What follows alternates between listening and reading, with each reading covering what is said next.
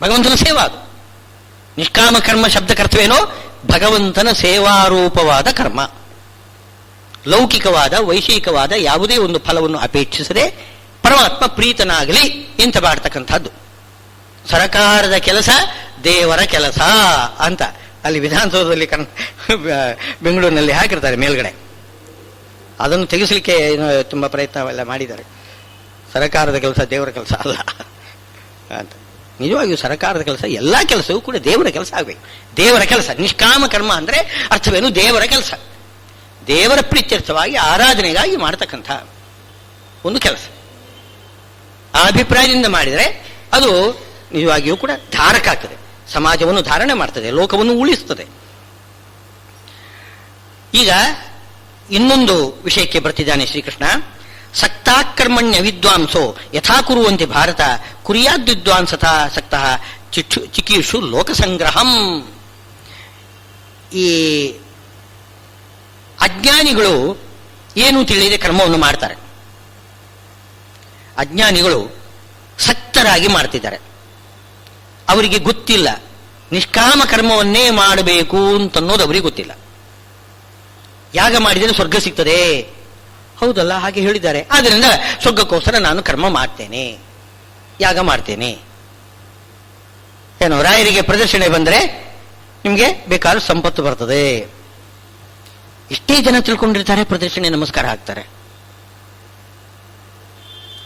ಏನೋ ಒಂದು ಫಲದ ಉದ್ದೇಶದಿಂದ ರಾಯರಿಗೆ ಪ್ರದರ್ಶನ ಬರ್ತಾರೆ. ಒಂದು ಫಲದ ಉದ್ದೇಶ ಅವರಿಗಿರುವುದು ಅಷ್ಟೇನೆ. ಇವರೆಲ್ಲ ಅಜ್ಞರು. ಯಾರು ಕೇವಲ ಲೌಕಿಕವಾದ ಫಲದ ಉದ್ದೇಶದಿಂದ ಹರಿಗುರುಗಳನ್ನು ಆರಾಧನೆ ಮಾಡ್ತಾರೆ ಅವರು ಅಜ್ಞಾನಿಗಳು. ಅಜ್ಞಾನಿಗಳು ಏನು ಮಾಡ್ತಿದ್ದಾರೆ ಕರ್ಮ, ಅವರ ಉದ್ದೇಶ ಏನಿರ್ತದೆ? ಏನು ಒಂದು ಫಲ, ವಿಷಯ ಸುಖ. ವಿಷಯ ಸುಖವನ್ನು ಪಡೆಯತಕ್ಕಂಥದ್ದು ಅವರ ಉದ್ದೇಶ ಇರ್ತದೆ. ಉದ್ದೇಶ ಒತ್ತಟ್ಟಿಗಿರಲಿ. ಅವರು ಮಾಡತಕ್ಕಂಥ ಕರ್ಮ ಇದೆಯಲ್ಲ, ಆ ಕರ್ಮವನ್ನು ಜ್ಞಾನಿಯೂ ಕೂಡ ಮಾಡಲೇಬೇಕು. ಇದೊಂದು ಹೇಳ್ತಿದ್ದಾರೆ. ಈಗ ಅವರು ಯಾವುದೋ ಒಂದು ದೇಶದಿಂದ ಅಜ್ಞಾನಿಗಳು ಯಾವುದೋ ಒಂದು ಮನಸ್ಸಿನಲ್ಲಿ ಉಡ್ಡಿಕೊಂಡು ಉದ್ದೇಶ ಇಟ್ಟುಕೊಂಡು ಪ್ರದರ್ಶನೆ ಬರ್ತಾರೆ, ನಮಸ್ಕಾರ ಮಾಡ್ತಾರೆ, ಎಲ್ಲ ಮಾಡ್ತಿದ್ದಾರೆ. ಜ್ಞಾನಿ ಅಯ್ಯೋ ನಾನು ಅದಕ್ಕೆಲ್ಲ ನನಗೆ ಬೇಕಾಗಿಲ್ಲ, ಅಂತ ಫಲ ಏನು ನನಗೆ ಬೇಕಾಗಿಲ್ಲ, ನಾನು ರಾಯರಿಗೆ ಪ್ರದರ್ಶನ ಹಾಕುವುದಿಲ್ಲ ಅಂತ ಅನ್ನಬಾರದು. ಜ್ಞಾನಿಯೂ ಕೂಡ ಅಜ್ಞಾನಿಗಳು ಯಾವ ರೀತಿ ಕರ್ಮಾಚರಣೆ ಮಾಡ್ತಾರೆ ಅದೇ ರೀತಿ ಕರ್ಮಾಚರಣೆ ಜ್ಞಾನಿಯೂ ಕೂಡ ಮಾಡಬೇಕು. ಇಷ್ಟು ವ್ಯತ್ಯಾಸ. ಅಜ್ಞಾನಿ ಫಲಾಪೇಕ್ಷೆಯಿಂದ ಮಾಡ್ತಾನೆ, ಜ್ಞಾನಿ ಫಲಾಪೇಕ್ಷೆ ಇಲ್ಲದೆ ಮಾಡ್ತಾನೆ. ಮಾಡುವುದು ಅದೇ ಕೆಲಸ, ಅದೇ ಕರ್ಮ. ಬಿಡಬಾರದು. ಇದೊಂದು ಎಚ್ಚರಿಕೆ ಕೊಟ್ಟಿದ್ದಾರೆ. ನಿಷ್ಕಾಮ ಕರ್ಮ ಮಾಡಬೇಕು ಅಂತ ಒಂದು. ನಿಷ್ಕಾಮ ಕರ್ಮ ಮಾಡುವಾಗಲೂ ಕೂಡ ಅಜ್ಞಾನಿಗಳು ಯಾವ ರೀತಿ ಕರ್ಮಾಚರಣೆ ಮಾಡ್ತಾರೆ. ಅಜ್ಞಾನಿ ಅಂತಂದ್ರೆ ಯಾವ ಅರ್ಥ? ಜ್ಞಾನ ಕರ್ಮ ಯಾವ ರೀತಿ ಮಾಡಬೇಕು ಗೊತ್ತಿಲ್ಲ ಅಂತ ಅರ್ಥ ಅಲ್ಲ. ಆ ವಿಷಯ ಸುಖವನ್ನು ಬಯಸಬಾರದು, ಕೇವಲ ಹರಿಪ್ರೀತಿಯನ್ನು ಬಯಸಬೇಕು ಅಂತನ್ನೋ ಅಂಶದಲ್ಲಿ ಅವರು ಅಜ್ಞಾನಿಗಳು. ಆದರೆ ಮಾಡೋ ಕರ್ಮ ಎಲ್ಲ ಅದು ಶಾಸ್ತ್ರೋಕ್ತವಾದ ರೀತಿಯಲ್ಲೇ ಮಾಡ್ತಾರೆ. ಪ್ರದರ್ಶನ ಬರಬೇಕು. ಪ್ರದರ್ಶನ ಬರುವಾಗ ಅದಕ್ಕೂ ಶಾಸ್ತ್ರ ಇದೆ. ವಾಸ್ತವವಾಗಿ ಸುಮ್ಮನೆ ಪ್ರದರ್ಶನ ಮಾಡ್ತಾರೆ, ಸುಮ್ಮನೆ ಪ್ರದರ್ಶನೆ ನಮಸ್ಕಾರ ಮಾಡ್ತಿದ್ದಾರೆ ಅಜ್ಞಾನಿಗಳು. ನಿಜವಾಗಿ ಕೂಡ ಅವರು ಅಜ್ಞಾನಿಗಳು. ಪ್ರದರ್ಶನ ನಮಸ್ಕಾರ ಕ್ರಮ ಇದೆ ಅದಕ್ಕೆ. ಏನೋ ಒಂದು ಕಡೆಯಲ್ಲಿ ಹೇಳಿದ್ದಾರೆ, ಏಕಂ ದೇವ್ಯಾಂ ರವೌ ಸಪ್ತ ತ್ರೀಣಿ ಕುರಿಯಾತ್ ವಿನಾಯಕೆ ಚತ್ವಾರಿ ಕೇಶವೇ ಕುರಿಯಾತ್ ಶಿವೇ ಚ ಅರ್ಧಂ ಪ್ರದಕ್ಷಿಣಂ. ಏಕಂ ದೇವ್ಯಾಂ, ದುರ್ಗೆಗೆ ಒಂದು ನಮಸ್ಕಾರ ಅಂತೆ. ಸೂರ್ಯದೇವರಿಗೆ 7 ನಮಸ್ಕಾರ. ಪ್ರದಕ್ಷಿಣೆ ನಮಸ್ಕಾರ ಎರಡು ಕೂಡ. ಸೂರ್ಯದೇವರಿಗೆ 7, ಗಣಪತಿ ದೇವರಿಗೆ 3 ಪ್ರದಕ್ಷಿಣೆ, 3 ನಮಸ್ಕಾರ. ಆಮೇಲೆ ಕೇಶವ ಶ್ರೀಹರಿಗೆ 4 ಪ್ರದಕ್ಷಿಣೆ, 4 ನಮಸ್ಕಾರ. ಆಮೇಲೆ ಶಿವನಿಗೆ ಅರ್ಧ ಪ್ರದಕ್ಷಿಣೆ, ಅರ್ಧ ನಮಸ್ಕಾರ, ಅರ್ಧ ಪ್ರದಕ್ಷಿಣೆ ಅವರಿಗೆ. ಶಿವೇಚಾರ್ಧಂ ಪ್ರದಕ್ಷಿಣಂ. ಎಲ್ಲೋ ಏನೋ ಕಾರಣ ಹೇಳ್ತಾರೆ ಅಲ್ಲಿ. ಪ್ರದಕ್ಷಿಣೆ ಬರುವಾಗ ಸೋಮಸೂತ್ರದಲ್ಲಿ ಏನೋ ಶಿವನ ಒಂದು ಅಭಿಷೇಕದ ಜಲ ಹೋಗ್ತಾ ಇರ್ತದೆ, ಅದನ್ನು ಯಾರು ದಾಟಬಾರದು, ಅದು ಪ್ರತ್ಯೇಕ ಇದೆ. ಹೌದು, ಶಿವ ಹೇಳ್ತಿದ್ದಾನೆ ತನ್ನ ಅಭಿಷೇಕ ಜಲವನ್ನು ಯಾರು ದಾಟಬಾರದು ಅಂತ ಇದುಗಳೆಲ್ಲ ಹೇಳ್ತಕ್ಕಂಥದ್ದಿದೆ. ಅದೇ ಕಾರಣ ಅಲ್ಲ, ಶಿವೇಚ ಅರ್ಧಂ ಪ್ರದಕ್ಷಿಣ ಅಂತಲೇ ಶಾಸ್ತ್ರ ಇರೋದು. ಶಿವನಿಗೆ ಅರ್ಧ ಪ್ರದಕ್ಷಿಣೆ ಹೋಗಿ ವಾಪಸ್ ಬರಬೇಕು. ನೀವು ಅರ್ಧ ಪ್ರದಕ್ಷಿಣೆ ಮಾಡಿ ಹಾಗೆ ವಾಪಸ್ ಬರಬೇಕು, ಪೂರ್ತಿ ಬರಬಾರದು. ಶಿವನಿಗೆ ಅರ್ಧ ಪ್ರದಕ್ಷಿಣ ಅಂತ ಶಾಸ್ತ್ರದಲ್ಲಿದೆ. ಏಕಂ ದೇವ್ಯಾಂ ಲೆಕ್ಕ ಇದೆ, ದೇವಿಗೆ ಒಂದು ಪ್ರದಕ್ಷಿಣೆ, 1, 7, 3 ಅರ್ಧ. ಏನು ಉಳಿದ ಎಲ್ಲ ದೇವತೆಗಳಿಗೆ, ಪರಮಾತ್ಮನಿಗೆ 4. ಇದೊಂದು ವಿಶೇಷ ನೋಡಿ. ಯುಗ್ಮ ಪ್ರದಕ್ಷಿಣ ಅಂತ ಹೇಳ್ತಾರೆ. ಯುಗ್ಮ ಅಂತೆ, 1 ಪ್ರದಕ್ಷಿಣೆ, 3 ಪ್ರದಕ್ಷಿಣೆ, 5, 7 ಹೀಗೆಲ್ಲ ಹರಿಗೆ ಪ್ರದಕ್ಷಿಣೆ ಮಾಡಬಾರದು, ಯುಗ್ಮ ಆಗ್ಬೇಕಂತೆ. 2, 4, 6, 8, 10, 12 ಈ ಥರ ಯುಗ್ಮ ಪ್ರದಕ್ಷಿಣೆ ಮಾಡಬೇಕು ಅಂತ ಶಾಸ್ತ್ರದಲ್ಲಿ. ಈ ವೈಖಾನಸಾಗಮ ಅಂತಿದೆ, ಪಂಚರಾತ್ರಾಗಮದಲ್ಲಿಯೂ ಹಾಗೆಯೇ ಇದೆ, ವೈಖಾನಸಾಗಮದಲ್ಲಿಯೂ ಹಾಗೆಯೇ. ವೈಖಾನಸಾಗಮದಲ್ಲಿ ಅಯುಗ್ಮ ಪ್ರದಕ್ಷಿಣೆ ಬಂದರೆ ಪ್ರಾಯಶ್ಚಿತ್ತ ಹೇಳಿದ್ದಾರೆ. ಅಯುಗ್ಮ ಪ್ರದಕ್ಷಿಣೆ ಮಾಡಿದರೆ ಅದಕ್ಕೆ ಪ್ರಾಯಶ್ಚಿತ್ತ ಇದೆ ಅಂತ ಹೇಳ್ತಿದ್ದಾರೆ. ಪ್ರಾಯಶ್ಚಿತ್ತ ಕರ್ಮ ಮಾಡಬೇಕಂತ. ನಾನೀಗ ತಿರುಪತಿಯಲ್ಲಿ ಅದೇ ಕೆಲಸ ಮಾಡ್ತಾ ಇದ್ದೇನೆ. ಯಾವುದು ವೈಖಾನಸಾಗಮದ ಕೋಶ ತಯಾರು ಮಾಡ್ತಾ ಇದ್ದೇನೆ. ಆ ವೈಖಾನಸಾಗಮ ಕೋಶದಲ್ಲಿ ಅಲ್ಲಿ ಆ ಸಂಹಿತಾಗಲಿ, ವೈಖಾನಸಾಗಮದ ಸಂಹಿತಾದಲ್ಲಿ ಅದನ್ನೇ ಹೇಳ್ತಿದ್ದಾರೆ. ಯುಗ್ಮ ಪ್ರದಕ್ಷಿಣೆ ಮಾಡಬೇಕು, ಅಯುಗ್ಮ ಪ್ರದಕ್ಷಿಣೆ ಮಾಡಬಾರದು. ಚತ್ವಾರಿ ಕೇಶವೇ ಕುರಿಯಾತ್. ನೋಡಿ, ಸಂಧ್ಯಾವಂದನೆಯಲ್ಲಿ ಭೂರಿದಂ ಪ್ರದಕ್ಷಿಣಂ, ಭುವರಿದಂ ಪ್ರದಕ್ಷಿಣಂ, ಸುವರಿದಂ ಪ್ರದಕ್ಷಿಣಂ, ಭೂರ್ಭುವ ಸುವರಿದಂ ಪ್ರದಕ್ಷಿಣಂ 4 ಪ್ರದಕ್ಷಿಣೆ ಮಾಡ್ತಾರೆ. ಯಾಕೆ 4 ಪ್ರದಕ್ಷಿಣೆ, 4 ನಮಸ್ಕಾರ ಎಲ್ಲ? ಅದು ಯಾಕೆ ಅಂತಂದ್ರೆ, ಆಕಾಶಾತ್ ಪತಿತಂತೋಯಂ ಯಥಾ ಗಚ್ಚತಿ ಸಾಗರಂ ಸರ್ವದೇವ ನಮಸ್ಕಾರ ಕೇಶವಂ ಪ್ರತಿ ಗಚ್ಚತಿ. ಸಂಧ್ಯಾವಂದನೆಯಲ್ಲಿ ವಂದನೆ ಮಾಡಿ ನಮಸ್ಕಾರ, ಗೋತ್ರಾಭಿವಾದನ ನಮಸ್ಕಾರ ಮಾಡ್ತೇವಲ್ಲ, ಅದು ಯಾರಿಗೆ? ಕೇಶವನಿಗೆ. ನಾವು ಮೊದಲಿಗೆ ಇಂದ್ರಾಯ ನಮಃ, ಅಗ್ನೇಯ ನಮಃ, ಯಮಾಯ ನಮಃ, ನಿರತೆಯ ನಮಃ ಎಲ್ಲರಿಗೂ ಕೂಡ ನಮಸ್ಕಾರ ಮಾಡ್ತಿರ್ತೇವೆ.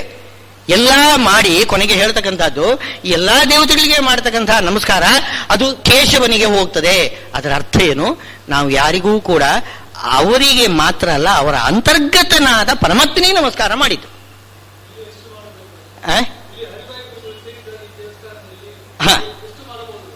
ಇದೆ ಯಾರಿಗೆ ಮಾಡಿ ರಾಯರಿಗೆ ನಮಸ್ಕಾರ ಮಾಡಿದರೂ ಕೂಡ ಅವರ ಅಂತರ್ಗತನಾದ ಪರಮಾತ್ಮನಿಗೆ ತಾನೇ ನಮಸ್ಕಾರ. ಆದ್ರಿಂದ ಅದೇ ಲೆಕ್ಕ. ಪರಮಾತ್ಮನಿಗೆ 4 ಅಂದರೆ 4 ಅಂತಂದ್ರೆ ಅದು ಯುಗ್ಮ ಆಗಬೇಕು ಅಂತ ಅಲ್ಲಿ ಶಾಸ್ತ್ರದಲ್ಲಿ ಹೇಳಿದ್ದಾರೆ. 4 ಹಾಕ್ಬೋದು, 8 ಹಾಕ್ಬೋದು, 6, 8, 12 ಪ್ರದಕ್ಷಿಣೆ ಹಾಕ್ಬೋದು. ಎಲ್ಲ 108 ಇಟ್ಕೋಬಹುದು. 107 ಕೊಡುದು, 101 ಕೊಡುದು, 108 ಮಾಡ್ರಿ ಬೇಕಾದ್ರೆ. ಅಂತೂ ಯುಗ್ಮ ಪ್ರದಕ್ಷಿಣೆ ಆಗಬೇಕು. ಈಗ ನಿಯಮ ಇದೆ.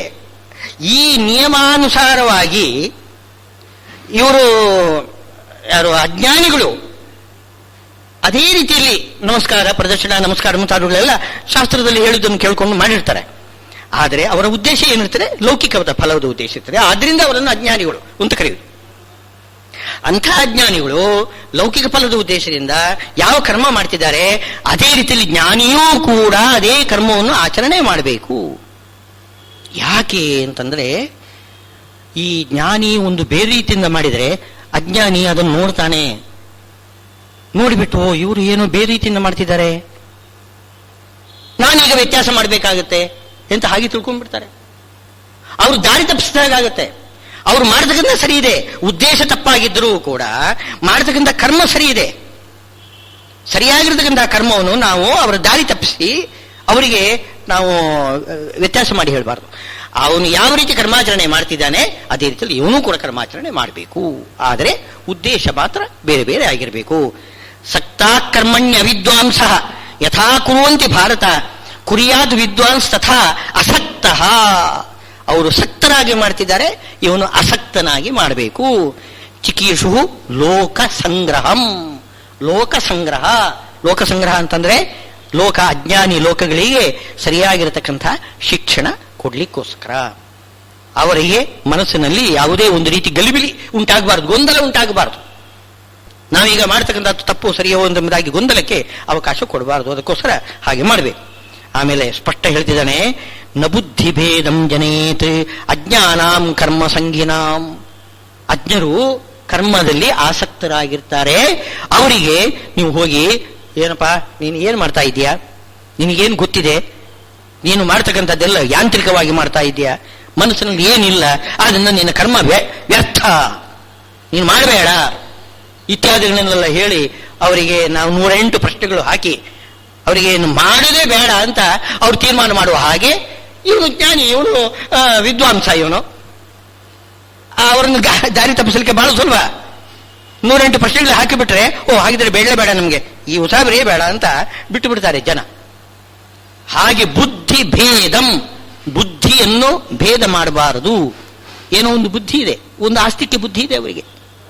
ಈಗ ಸಣ್ಣ ಮಗು ಇದೆ, ಸಂಧ್ಯಾವಂದನ ಮಾಡ್ತಾ ಇದೆ, ಗಾಯತ್ರಿ ಜಪ ಮಾಡ್ತಾ ಇದೆ ಮಗು, 8 ವರ್ಷದ ಮಗುವಿಗೆ ಸಂಧ್ಯಾವಂದನೆ ಬ್ರಹ್ಮೋಪದೇಶ ಮಾಡಿದ್ದಾರೆ, ಗಾಯತ್ರಿ ಜಪ ಮಾಡ್ತಾ ಇದೆ. ಆ ಮಗುವನ್ನು ಕೇಳೋದು, ನಿನ್ಗೇನು ಗಾಯತ್ರಿ ಇದ್ರೆ ಏನು ಗೊತ್ತಾ, ಗಾಯತ್ರಿ ಮಂತ್ರದ ಅರ್ಥ ಏನು ಹೇಳೋ, ಏನು ಗೊತ್ತಿಲ್ಲ, ಮತ್ತೆ ಏನು ಮಾಡ್ತಾ ಇದೆಯಾ ನೀನು, ಹೀಗೆ ಹೇಳಿಬಿಟ್ರೆ ಮಗು ಗಾಯತ್ರಿ ಜಪವನ್ನೇ ಬಿಟ್ಟುಬಿಡ್ತದೆ.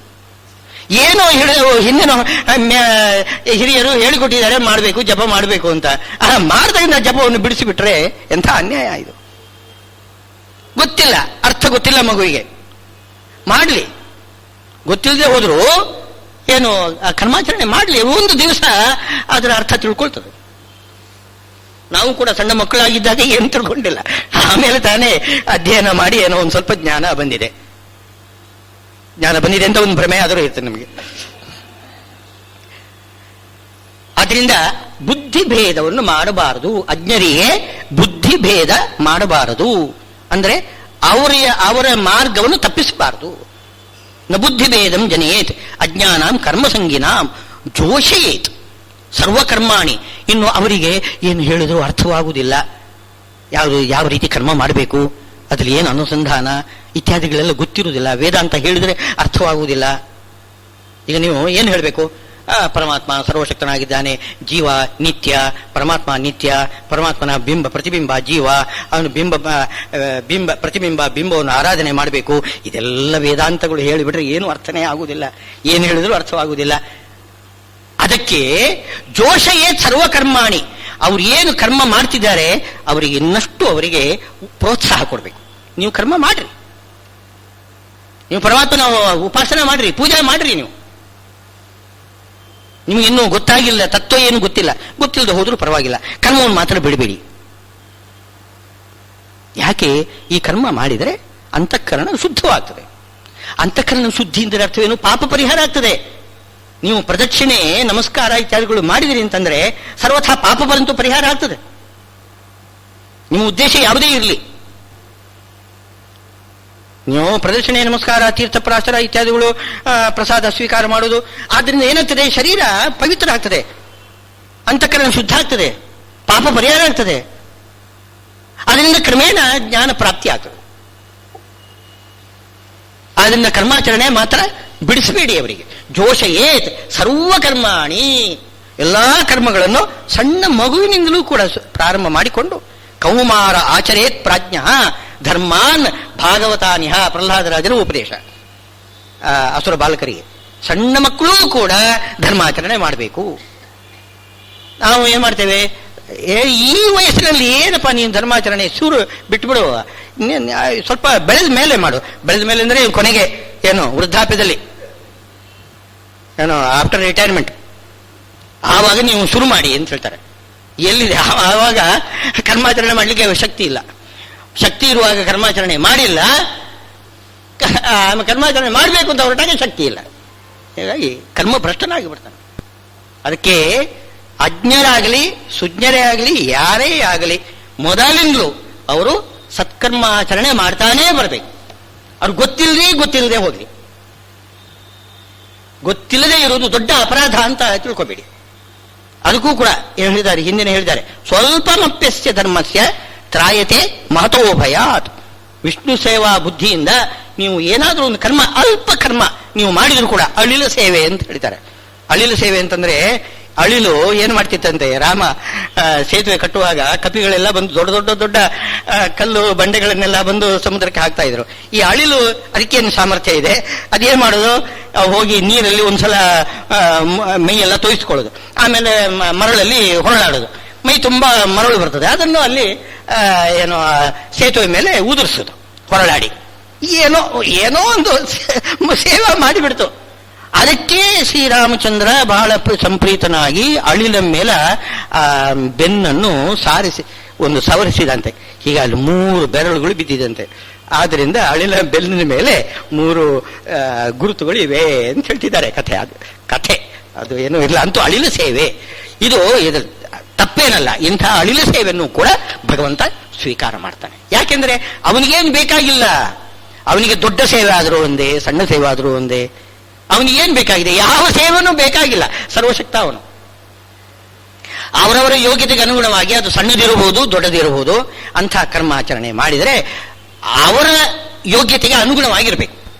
ಸಣ್ಣ ಸೇವೆನೇ ಇರಬಹುದು, ಅವರ ಯೋಗ್ಯತೆಗೆ ಪೂರ್ತಿ ಅನುಗುಣವಾಗಿರ್ಬೇಕು. ಅಂಥದ್ದನ್ನು ಭಗವಂತ ಸ್ವೀಕಾರ ಮಾಡ್ತಾನೆ. ಅದರಿಂದ ಜೋಷಯೇ ಸರ್ವಕರ್ಮಾಣಿ ವಿದ್ವಾನ್ ಯುಕ್ತ ಸಮಾಚರನ್. ಇನ್ನೊಂದು ರೀತಿಯ ಜನ ಇರ್ತಾರೆ. ಇದು ಒಂದು ರೀತಿಯ ಜನ, ಯಾರೋ ಅಜ್ಞರು ಇರ್ತಾರೆ. ಸ್ವಾಭಾವಿಕವಾಗಿ ಏನೋ ದೊಡ್ಡವರು ಏನೋ ಮಾಡಿದ್ದನ್ನು ನೋಡಿಕೊಂಡು ನಾವು ಕೂಡ ಕರ್ಮಾಚರಣೆ ಮಾಡಬೇಕು ಅಂತ ಪ್ರೀತಿಯಿಂದ ಬಂದು ಕೆಲಸ ಮಾಡಿ, ಏನು ಗೊತ್ತಿರುವುದಿಲ್ಲ ಆದರೂ ಕೂಡ ಕರ್ಮಾಚರಣೆ ಮಾಡ್ತಾರೆ. ಇದೊಂದು ರೀತಿಯ ಒಂದು ಬಗೆಯ ಜನ, ಒಂದು ವಿಭಾಗ. ಇನ್ನೂ ಕೆಲವರು ಜನ ಇರ್ತಾರೆ, ಅವರ ಬಗ್ಗೆ ಹೇಳ್ತಿದ್ದಾರೆ. ಪ್ರಕೃತೇ ಕ್ರಿಯಮಾಣಾನಿ ಗುಣೈ ಕರ್ಮಾಣಿ ಸರ್ವಶಃ ಅಹಂಕಾರ ವಿಮೂಢಾತ್ಮ ಕರ್ತಾಹಮಿತಿ ಮನ್ಯತೆ. ಕೆಲವರು ಏನ್ ಮಾಡ್ತಿದ್ದಾರೆ ಅಂತಂದ್ರೆ, ಈ ಪ್ರಕೃತಿಯ ಗುಣ ಕರ್ಮಗಳನ್ನೆಲ್ಲ ಏನ್ ಮಾಡ್ತಾರೆ, ಪ್ರಕೃತಿಯ ಗುಣ ಅಂತಂದ್ರೆ ಈ ಪ್ರಕೃತಿ ಅಂತಂದ್ರೆ ಪರಮಾತ್ಮನೂ ಆಗ್ತಾನೆ, ಜಡ ಪ್ರಕೃತಿಯೂ ಆಗ್ತದೆ, ಜೀವ ಸ್ವಭಾವನೂ ಆಗ್ತದೆ. ಪ್ರಕೃತಿ ಶಬ್ದಕ್ಕೆ ಅನೇಕ ಅರ್ಥ ಇದೆ. ಆದ್ರಿಂದ ಗುಣಕರ್ಮಗಳು, ಈಗ ಭಗವಂತನ ಜ್ಞಾನ ಇಚ್ಛಾ ಕೃತಿ, ಭಗವಂತ ಹೀಗೆ ಆಲೋಚನೆ ಮಾಡ್ತಾನೆ, ಹೀಗೆ ಮಾಡಬೇಕು ಅಂತ, ಮಾಡಲಿದ್ರೆ ಒಳ್ಳೇದು ಅಂತ ಮೊದಲು ಆಲೋಚನೆ ಮಾಡ್ತಾನೆ, ಮಾಡಬೇಕು ಅಂತ ಸಂಕಲ್ಪ ಮಾಡ್ತಾನೆ, ಆಮೇಲೆ ಮಾಡ್ತಾನೆ. ಹೀಗೆ ಜ್ಞಾನ ಇಚ್ಛಾ ಕೃತಿ ಭಗವಂತನಲ್ಲಿ ಈ ರೀತಿ ಪ್ರವೃತ್ತಿ ಉಂಟಾಗ್ತದೆ. ಅದು ಬಿಂಬ ಆ ರೀತಿ ಪ್ರವೃತ್ತಿ ಮಾಡಿಬಿಟ್ರೆ ಪ್ರತಿಬಿಂಬದಲ್ಲಿಯೂ ಕೂಡ ಅದೇ ರೀತಿಯಲ್ಲಿ ಇದು ಹೀಗೆ ಮಾಡಿದರೆ ಒಳ್ಳೇದು ಅಂತ ಆಲೋಚನೆ ಹೊಳೆಯುತ್ತದೆ. ಆಮೇಲೆ ಮಾಡಬೇಕು ಅಂತ ಸಂಕಲ್ಪ ಉಂಟಾಗ್ತದೆ, ಆಮೇಲೆ ಪ್ರವೃತ್ತಿ ಉಂಟಾಗ್ತದೆ. ಜ್ಞಾನ ಇಚ್ಛಾಕೃತಿ, ಪರಮಾತ್ಮನ ಜ್ಞಾನ ಇಚ್ಛಾಕೃತಿಯಿಂದ ಜೀವರಲ್ಲಿ ಜ್ಞಾನ ಇಚ್ಛಾಕೃತಿ ಉತ್ಪತ್ತಿ ಆಗುತ್ತೆ. ಇದು ಗುಣ. ಈ ಗುಣದಿಂದ ಕಾರ್ಯ ಆಗ್ತದೆ. ಒಂದು ಯಾವುದೇ ಒಂದು ಕರ್ಮ ಆಗ್ಬೇಕಾಗಿದ್ರೆ ಜ್ಞಾನ ಇಚ್ಛಾಕೃತಿ ರೂಪವಾದ ಗುಣಗಳು ಬರಬೇಕು. ಅದು ಪರಮಾತ್ಮನ ಗುಣ ಆಗಬೇಕು. ಇನ್ನು ಪ್ರಕೃತಿಯ ಗುಣಗಳು ಇವೆ, ಸತ್ವರಜಸ್ತಮಸ್ಸು 3 ಗುಣಗಳಿವೆ. ಅದರಿಂದ ಸಾತ್ವಿಕವಾಗಿರ್ತಕ್ಕಂತಹ ಕರ್ಮ, ರಾಜಸವಾದ ಕರ್ಮ, ತಾಮಸವಾದ ಕರ್ಮ ಅದು ಉತ್ಪತ್ತಿ ಆಗುತ್ತೆ. ಇನ್ನು ಪ್ರಕೃತಿಯ ಗುಣ ಅಂತಂದ್ರೆ ಇದು ಕೂಡ ಆಗ್ತದೆ. ಯಾವುದು? ಶರೀರನೂ ಕೂಡ ಪ್ರಕೃತಿಯ ಒಂದು ವಿಕಾರ. ಈ ಶರೀರ ಆಗಿರೋದು ಪ್ರಕೃತಿಯಿಂದ, ಆಮೇಲೆ ಇಂದ್ರಿಯಗಳೆಲ್ಲ ಪ್ರಕೃತಿಯ ವಿಕಾರ. ಆದ್ರಿಂದ ಎಲ್ಲವೂ ಕೂಡ ಪ್ರಕೃತಿಯ ಗುಣಗಳೇ, ಎಲ್ಲವೂ ಕೂಡ ಪ್ರಕೃತಿಯ ಗುಣ. ಪರಮಾತ್ಮನ ಗುಣನೋ ಪ್ರಕೃತಿಯ ಗುಣ. ಯಾಕೆಂದ್ರೆ ಪರಮಾತ್ಮನೇ ಪ್ರಕೃತಿ. ಒಂದು ರೀತಿಯಿಂದ ಅವನು ಕೂಡ ಪ್ರಕೃತಿ. ಪ್ರಕೃಷ್ಟ ಕರ್ಣ ಮಾಡತಕ್ಕಂಥವನು ಪ್ರಕೃತಿ. ಅಂದ್ರೆ ಜಡ ಅಂತ ಅರ್ಥ ಅಲ್ಲ. ಅದಕ್ಕೆ ಪರಮಾತ್ಮ ಪ್ರಕೃತಿ ಅಂತಂದ್ರೆ ಜಡ ಅಂತ ಅರ್ಥ ಅಲ್ಲ. ಪರಮಾತ್ಮ ಪ್ರಕೃಷ್ಟವಾದ ಕೃತಿ ಮಾಡ್ತಾನೆ. ಪ್ರಕೃಷ್ಟ ಅಂದ್ರೆ ಏನು? ಶ್ರೇಷ್ಠವಾದ್ದು, ಸ್ವತಂತ್ರವಾದ್ದು, ಅಂಥ ಕೃತಿ ಅವನು ಮಾಡ್ತಾನೆ. ಆದ್ರಿಂದ ಅವನು ಪ್ರಕೃತಿ. ಈ ಜಡ ಪ್ರಕೃತಿ ಇದೆಯಲ್ಲ, ಅದು ಪ್ರಕರ್ಷೇಣ ಬಹಳ ಜೋರಾಗಿ ಎಲ್ಲಾ ಕರ್ಮವನ್ನು ಮಾಡಿದೆ. ಇಡೀ ಬ್ರಹ್ಮಾಂಡ ಸೃಷ್ಟಿ ಯಾವುದನ್ನ? ಅದು ಪ್ರಕೃತಿಯಿಂದ ಆಗಿರೋದು. ಅದನ್ನ ಅದಕ್ಕೂ ಕೂಡ ಪ್ರಕೃತಿ ಅಂತ ಹೆಸರು. ಇನ್ನು ಪ್ರಕೃತಿ ಅಂತಂದ್ರೆ ಸ್ವಭಾವ ಅಂತಲೂ ಒಂದು ಅರ್ಥ ಇದೆ. ಅವರವರ ಪ್ರಕೃತಿ ಅಂತ ಹೇಳ್ತಾರೆ ನೋಡಿ. ಅವರವರ ಪ್ರಕೃತಿ, ಅವರ ಸ್ವಭಾವ. ಹೀಗೆ 3 ರೀತಿ ಪ್ರಕೃತಿ ಇದೆ.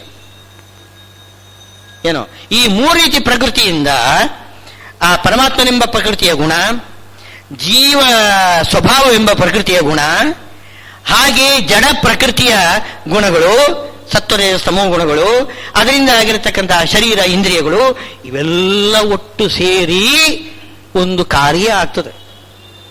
ನಾವು ಹೇಳುವುದೇನು? ಒಂದು ನಮಸ್ಕಾರ ಮಾಡೋದು, ಕೈ ಜೋಡಿಸುವುದು, ನಮಸ್ಕಾರ ಮಾಡೋದು ಒಂದು ಸಣ್ಣ ಒಂದು ಕೃತಿ. ಈ ಒಂದು ಕೈ ಜೋಡಿಸುವುದರಲ್ಲಿ ಈ ಎಲ್ಲ ಗುಣಗಳು ಅಲ್ಲಿ ಕಾರಣವಾಗಿದೆ. ಅದನ್ನು ನೋಡಿ ಆಲೋಚನೆ ಮಾಡಿ. ಮೊದಲು ಭಗವಂತ ಒಳಗಡೆ ಅವನು ಕೈ ಮುಗಿಬೇಕು. ಅವನು ತನಗೆ ತಾನೇ ಕೈ ಮುಗಿತಾನೆ. ಭಗವಂತ ಅವನು ಸ್ವರಮಣ, ತನಗೆ ತಾನೇ ಕೈ ಮುಗಿದುಕೊಳ್ತಾನೆ, ತನಗೆ ತಾನೇ ಪೂಜೆ ಮಾಡಿಕೊಳ್ತಾನೆ. ಅದು ಲೀಲೆ, ಲೀಲೆಯಿಂದ ಅವನು ಮಾಡ್ತಾನೆ. ನಾವು ಭಗವಂತನಿಗೆ ಕೈ ಮುಗಿತೇವೆ. ಆವಾಗ ಆ ಪ್ರಕೃತಿ ಇದೆಯಲ್ಲ, ಪ್ರಕೃತಿಯಿಂದ ಆಗಿರತಕ್ಕಂಥ ಶರೀರ ಕೈ ಮುಗೀತದೆ. ಆ ಶರೀರದಲ್ಲಿ ಕರ್ಮೇಂದ್ರಿಯ ಯಾವುದು? ಪಾಣೀಂದ್ರಿಯ, ಅದು ಕೈ ಮುಗೀತದೆ. ಹೀಗೆ ಶರೀರ, ಇಂದ್ರಿಯ, ಸತ್ವರಜಸ್ತಮ ಗುಣಗಳು, ಭಗವಂತನ ಗುಣಗಳು, ಜೀವನ ಗುಣಗಳು ಎಲ್ಲ ಒಟ್ಟು ಸೇರಿ ಒಂದು ಕರ್ಮ ಆಗಿರ್ತದೆ. ಒಬ್ಬನಿಂದ ಈಗ ಇದನ್ನೆಲ್ಲ ಮರೆತು ಕೆಲವರು ಅಹಂಕಾರಿಗಳು ಎಲ್ಲ ನಾನು ಕೈ ಮುಗಿದಿದ್ದೇನೆ ಅಂತ, ನಾನು ಕೈ ಮುಗಿದೆ ದೇವರಿಗೆ.